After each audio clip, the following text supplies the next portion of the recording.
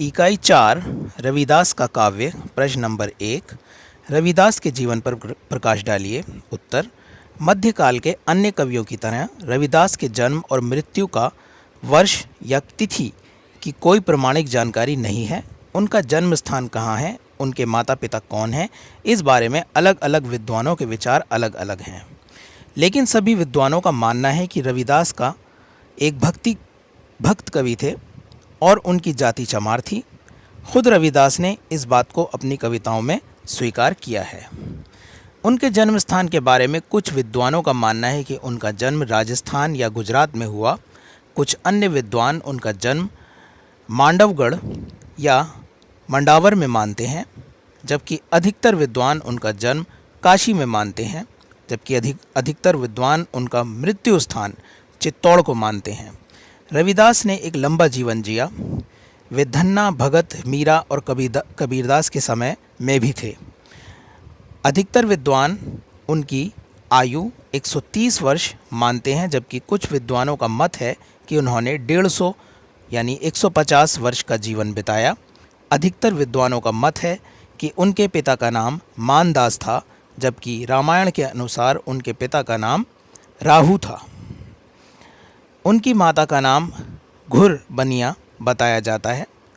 रविदास विवाहित थे और उनकी पत्नी का नाम लोना बताया जाता है।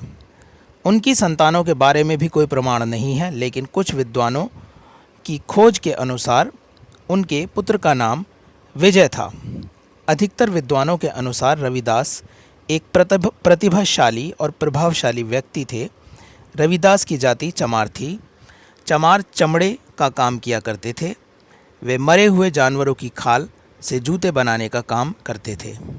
रविदास को इस बात की कभी कोई शर्मिंदगी नहीं रही। वे गर्व से अपनी जाति और अपने काम का जिक्र यानी उल्लेख अपनी रचनाओं में किया करते थे।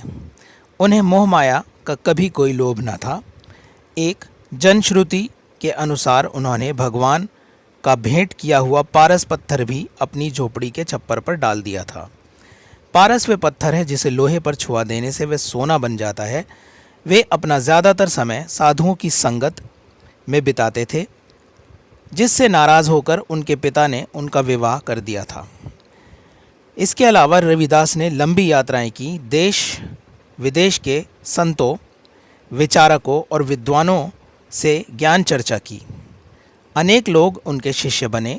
रविदास स्वयं पढ़े लिखे न थे, इसलिए उनके शिष्यों ने उनकी रचनाओं का संग्रह किया। रविदास की वाणी सिखों की पवित्र पुस्तक गुरु ग्रंथ साहिब में शामिल हुई। उसमें उनके 40 पद और एक दोहा है। रविदास वाणी पर अनेक विद्वानों ने शोध किया। प्रश्न नंबर 2, भक्ति आंदोलन में रविदास के कार्य का उल्लेख कीजिए। उत्तर, भक्ति आंदोलन की 4 शाखाओं में 2 मुख्य भाग हैं, सगुण और निर्गुण भक्ति। सगुण भक्ति अर्थात ईश्वर के रूप, आकार और अवतार में विश्वास रखना, जबकि निर्गुण भक्ति इन मतों का विरोध करती है। रविदास ज्ञान मार्गी शाखा के निर्गुण कवि हैं। वे कबीर के समकालीन थे। निर्गुण शाखा के कवि होने के बावजूद रविदास ने सगुण भक्ति के प्रसंगों को भी अपनी रचनाओं में स्थान दिया। ख़ास तौर पर उन्होंने भगवान के कल्याणकारी कार्यों का उल्लेख किया और प्रहलाद के चरित्र पर एक कविता भी लिखी। रविदास कबीर की तरह सगुण मत का कठोर खंडन नहीं करते थे। वे मानते हैं कि कोई मनुष्य दूसरे से श्रेष्ठ नहीं है। समाज में ऊंच नीच की भावना का कोई स्थान नहीं है।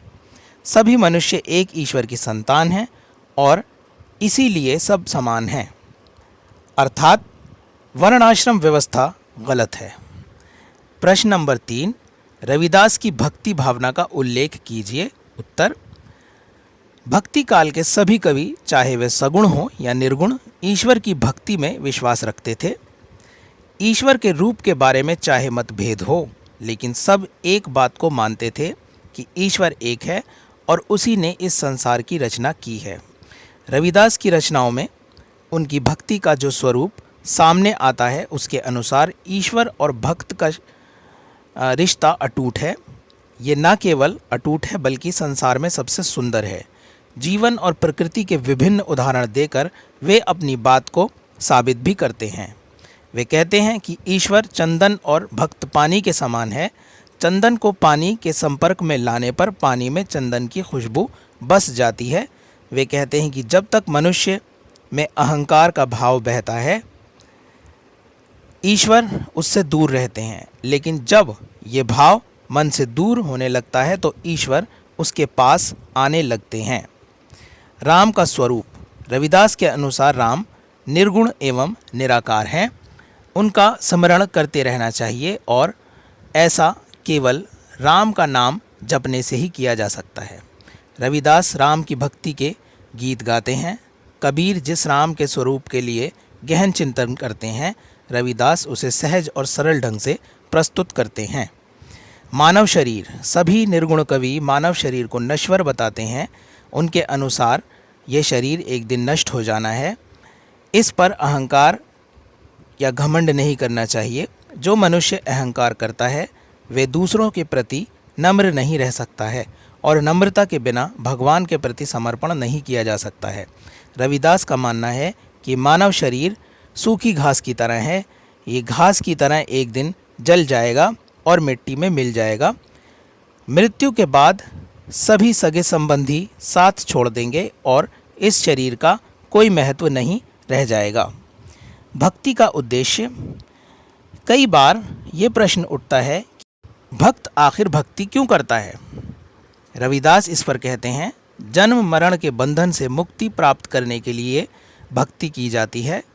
भक्ति का उद्देश्य ये भी है कि इस शरीर के साथ इस पृथ्वी से जाने का कोई रास्ता मिल जाए और अमरता की प्राप्ति हो जाए। ईश्वर सभी में निवास करते हैं, चाहे मनुष्य हो, पशु हो या कोई बेजान वस्तु, सभी ईश्वर में हैं। ईश्वर से बड़ा मित्र कोई नहीं।